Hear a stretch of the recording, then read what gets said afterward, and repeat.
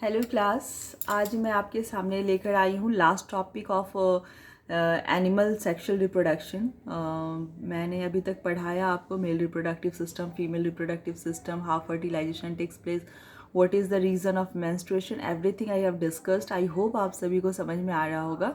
इस चैप्टर का जो लास्ट टॉपिक है contraception and contraceptive device. My dear students, बहुत ही सिंपल और आसान शब्दों में समझते हैं, लैंग्वेज में समझते हैं।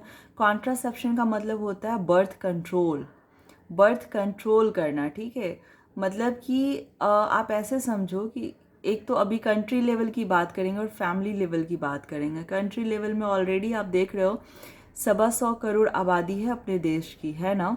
अब ये सोचो कि उतनी आपका एक डिफाइंड लैंड है, डिफाइंड आपके रिसोर्सेज हैं, आप इतने सारे पॉपुलेशन जो बढ़ रहे हैं, आप सबको कैसे प्रोवाइड करोगे। आने वाले समय में ये जो है 400 करोड़ हो जाए, 500 करोड़ हो जाए तो कितनी दिक्कत हो जाएगी, है कि नहीं होगी? दिक्कत होगी कि नहीं होगी? अच्छा, ये तो कंट्री लेवल पे। फैमिली लेवल पे डिस्कस करते हैं। आप 2 भाई बहन हो तब, और अगर आप 10 भाई बहन हो तब चीज़ें बहुत डिफ़र हो जाती है, बहुत डिफ़र हो जाती है। 2 भाई बहन पे पेरेंट्स क्या चाहते हैं, उनको बहुत अच्छे स्कूल प्रोवाइड करते हैं, अच्छे अच्छे ड्रेसेस प्रोवाइड करते हैं। 10 बच्चे हो गए तो कितनी मुश्किल हो जाएगी। तो मतलब बच्चे के बर्थ पे कंट्रोल करना, that is contraception, right. Birth control करना, दैट इज डिफरेंट वेज से, बाय डिफरेंट मीन्स कॉन्ट्रासेप्शन को, contraceptive devices has been developed by different means. ठीक है, मतलब आप बर्थ कंट्रोल कर सकते हैं। तो हम लोग बोर्ड पे देखते हैं कि क्या क्या वेज है, कैसे बर्थ किया जा सकता है। Let's come to the point. देखो, कॉन्ट्रासेप्शन का मतलब हो गया बर्थ कंट्रोल। कैसे कैसे कर सकते हैं, कॉन्ट्रासेप्टिव डिवाइसेस क्या क्या है, मैं बहुत शॉर्ट में ये वीडियो समझाऊंगी आपको एग्ज़ाम में अगर इतना याद रह गया तो आप ये समझिए कि आपके इस टॉपिक से पूरे के पूरे नंबर आ जाएंगे। पहला मैंने लिखा है सर्जिकल मैथड। सर्जिकल मैथड का मतलब हो गया ऑपरेशन करके मेल या फीमेल को हम लोग ऐसा कर देते हैं कि फर्टिलाइजेशन के चांसेस ज़ीरो हो जाए। ठीक है, जैसे मेल को अगर ऑपरेट किया जाए सर्जिकल मेथड से, इसके वास्ट डिफरेंस को कट करके सील कर दे तो ऐसा होता है कि स्पर्म रिलीज़ नहीं होगा। ठीक है, वैसे ही फीमेल में ओविडक्ट को या फैलोपियन ट्यूब को कट करके सील कर दे तो ऐसा होगा कि ओवम रिलीज़ नहीं, ओवम जो है ओवम और स्पर्म की मीटिंग रुक जाएगी, फर्टिलाइजेशन नहीं होगा। तो सर्जिकल मैथड्स क्या होता है ना, इरिवर्सिबल है। अगर एक बार सर्जरी हो गई मेल या फीमेल की, ऐसे कपल्स की, तो फिर अगर वो चाहे कि बच्चे करने को तो बहुत मुश्किल हो जाएगी। That is not so easy, right. तो एक मैथड सर्जिकल मैथड हो गया।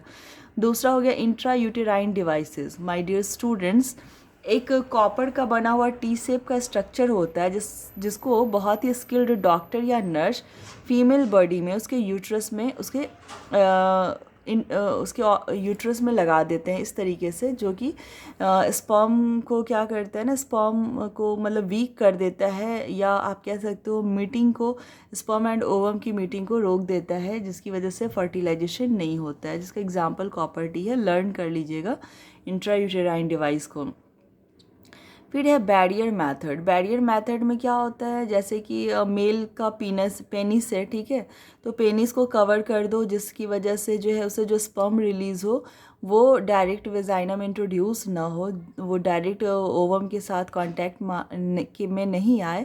तो इसमें हम लोग क्या करते हैं ना, कॉन्डम को यूज़ किया जाता है, सेलुलोज का बना होता है ये। ठीक है, तो ये जो कवरिंग होती है वो मेल के पेनिस पे लगाई जाती है, और जिसकी वजह से ये फर्टिलाइजेशन को रोकता है।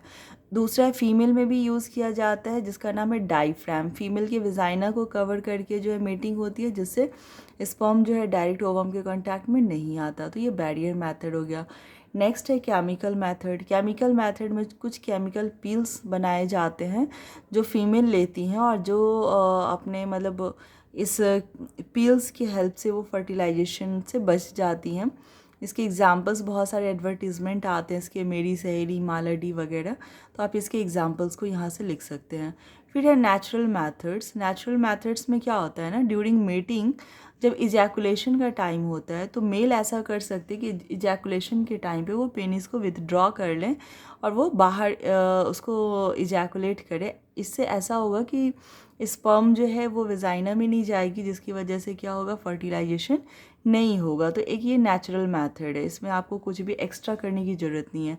और अगर ओव्यूलेशन, मैंने बताया कि मेंस्ट्रुएशन के 14 डेज़ पे ओव्यूलेशन होता है, तो बिफोर 10 डेज़ अगर मीटिंग हो रही है तो ओव्यूलेशन हुआ ही नहीं, ओवम ही रिलीज़ नहीं हुआ है, तो ऐसा होगा कि फर्टिलाइजेशन नहीं होगा। तो these are the different ways by which birth can be control, birth of baby can be control, right. These are the different types of contraceptive devices. That's all. I hope आप लोग को समझ में आ गया होगा। यहाँ पे ये चैप्टर फिनिश होता है। नेक्स्ट चैप्टर मैं अब डिस्कस करूँगी जेनेटिक्स, मीन्स इनहेरिटेंस, जो आपका नेक्स्ट चैप्टर है, लास्ट चैप्टर है बायोलॉजी का। नहीं, एक और चैप्टर है, वो भी हम लोग डिस्कस करेंगे। तो पहले हेरिडिटी जो है चैप्टर, उसको हम लोग फिनिश करते हैं। नेक्स्ट क्लास में उसको पढ़ाना स्टार्ट कर दूँगी। आई होप आप लोगों को वीडियो समझ में आया होगा। अगर समझ में आया होगा तो लाइक ज़रूर करें। Thank you class, bye.